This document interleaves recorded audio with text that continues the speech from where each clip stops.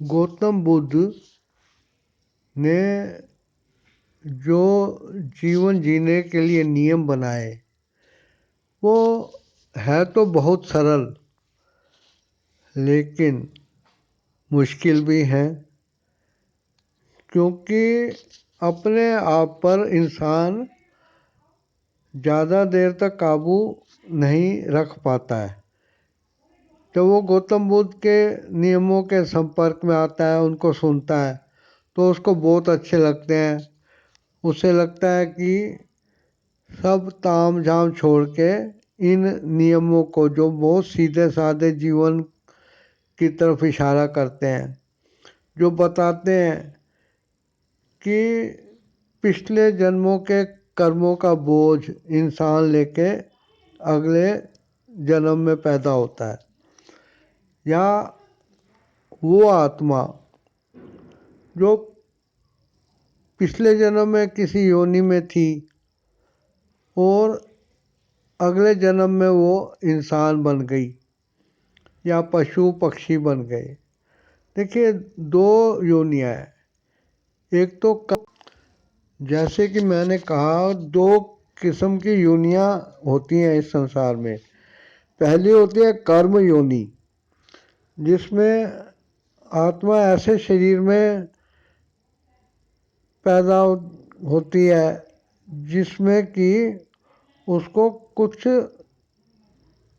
बंधन नहीं होता। वो बोल सकती है, सोच सकती है, कर सकती है।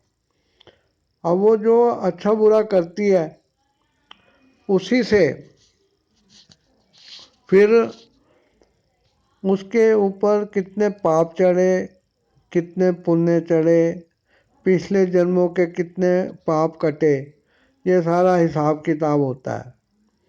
इसी में आत्मा हमेशा लगी रहती है। गौतम बुद्ध जी ने ये बताया था। एक होती है भोग योनि, जिसमें कि फल भोगे जाते हैं। अब किस्म किस्म के जीव जंतु, कीड़े मकोड़े, रेंगने वाले, उछलने वाले, पानी में डूबे रहने वाले, आकाश में रहने वाले जीव परजीवी भी होते हैं। ये सब क्या है? ये जितने इंसान के अलावा जीव जंतु हैं, पशु पक्षी हैं, ये सोच सकते हैं और एक लिमिट में ये आवाज़ भी निकाल लेते हैं, लेकिन अपने आप को एक्सप्रेस नहीं कर पाते। जुबान इनकी जो है किसी को कुछ समझा नहीं पाती, ना ये कोई आविष्कार कर पाते हैं। इसलिए ये कुछ नहीं कर पाते। ये अपने पिछले जन्मों के कारण इस रूप में पैदा होते हैं। यही गौतम बुद्ध जी का कहना था कि ये जो भोग योनियाँ हैं, ये पिछले पापों को काटने के लिए बनी है। और जब पाप बहुत कम रह जाते हैं तब 84 लाख योनियों के बाद समझो एक योनि आती है मनुष्य की, जो कि कर्म योनि है। अब फिर इंसान, जो कि वास्तव में एक आत्मा का घर है, वो कुछ दिमाग और दिल जो दिए हैं, सोचने की शक्ति है, बोलने की शक्ति है, इसके कारण वो अच्छे या बुरे कर्म करता है। गौतम बुद्ध ने अपनी शिक्षा इस रूप में दी, जीवन को कैसे जिया जाए। तो क्या ये उनके अपने एक्सपीरियंस नहीं थे? तो गौतम बुद्ध जी के अपने एक्सपीरियंस उनके गुरु हो सकते हैं, क्योंकि आप जैसे मेरे इतने अनुभवी, पढ़े लिखे, समझदार व्यूअर्स जो कि मुझे सब्सक्राइब करेंगे तो बहुत अच्छा रहेगा। वे आज जिस पद पे भी होंगे उधर वो एकदम नहीं पहुँचे।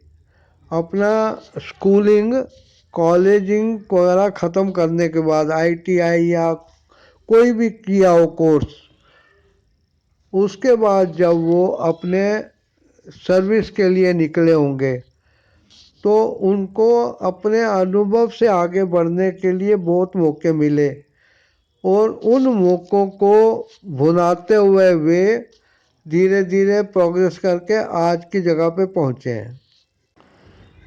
गौतम बुद्ध ने ज्ञान की प्राप्ति होने के बाद कुछ लोगों को अपना शिष्य बनाने के बाद उन्होंने अपनी शिक्षा दी, लेकिन वो जब छोटे थे वो एक राजकुमार थे और जब वो छोटे थे तब ये शिक्षा वो थोड़ी देते थे।